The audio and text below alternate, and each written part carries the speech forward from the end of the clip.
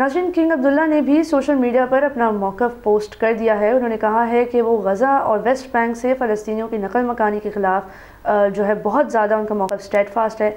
उन्होंने बार बार ये भी याद दिलाया कि ये अरब वर्ल्ड का मुत्तहिदा मौक़िफ़ है और ये एक यूनिफाइड रिस्पॉन्स है जो गज़ा की तामीर नौ में फ़लस्तीनियों की डिस्प्लेसमेंट के बग़ैर इस काम को होना चाहिए। बिल्कुल नाज़रीन, और ये बहुत ही तारीफ़ के काबिल ये मौक़िफ़ है और हमें उम्मीद है कि जो भी आगे होगा वो इसी मौक़िफ़ के तहत हुआ तो ये फ़लस्तीन और दुनिया के अमन के लिए बहुत ज़रूरी है। लेकिन नाज़रीन, अगर बात की जाए जंगी जराइम के मुजरिम नेतन्याहू की, तो यहाँ पे हैरान कुन बात यह है कि नेतन्याहू ने भी ट्रंप की धमकियों को दोहराया है। उन्होंने कहा है कि अगर जो हॉस्टेजेस हैं इजरायली, उनको हफ्ते के दिन तक रिहा नहीं किया गया तो इजरायली फ़ौज दोबारा बमबारी शुरू कर देगी। ये धमकी उस वक्त दी जा रही है जब से अब तक तकरीबन एक तखमीने के मुताबिक 61,700 से ज़ायद फ़लस्तीनी बेगुनाह शहीद हो चुके हैं।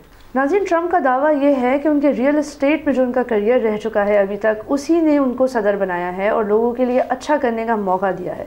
लेकिन उनकी ज़बान से साफ ज़ाहिर होता है कि वो गज़ा को एक प्रॉपर्टी डील की तरह ट्रीट कर रहे हैं। वो उसको कोई एक वॉर टॉर्न एरिया नहीं समझ रहे हैं। वो ना तो ये समझ रहे हैं कि वहाँ पे इंसान रहते हैं, उनके हुकूक होने चाहिए, और वो इंसानी ज़िंदगियों को जो फ़लस्तीन में इस वक्त हैं बिल्कुल भी अहमियत नहीं देते। बिल्कुल नाज़रीन, और इस दौरान हमास के सीनियर रहनुमा समी अबू ज़हरी ने डोनाल्ड ट्रंप की धमकियों को मुस्तरद कर दिया है और उन्होंने कहा है कि जो हॉस्टेजेस हैं या जो मुग़वी हैं उनकी रिहाई सिर्फ उसी सूरत में मुमकिन होगी जब जो सीज़ फायर का मुआहदा है उसकी शराइती पाबंदी की जाए। उन्होंने मज़ीद कहा कि धमकियों की ज़बान की कोई वैल्यू नहीं है और ये सिर्फ मामलात को मज़ीद कॉम्प्लिकेटेड करेगी।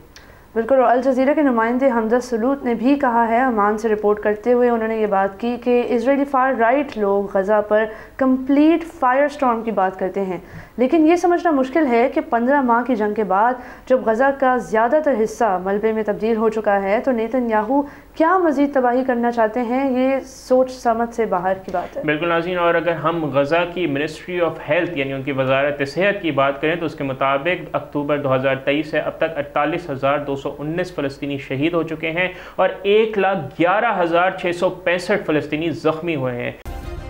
सब्सक्राइब करें और बेल दबाएं ताकि कोई खबर रह न जाए।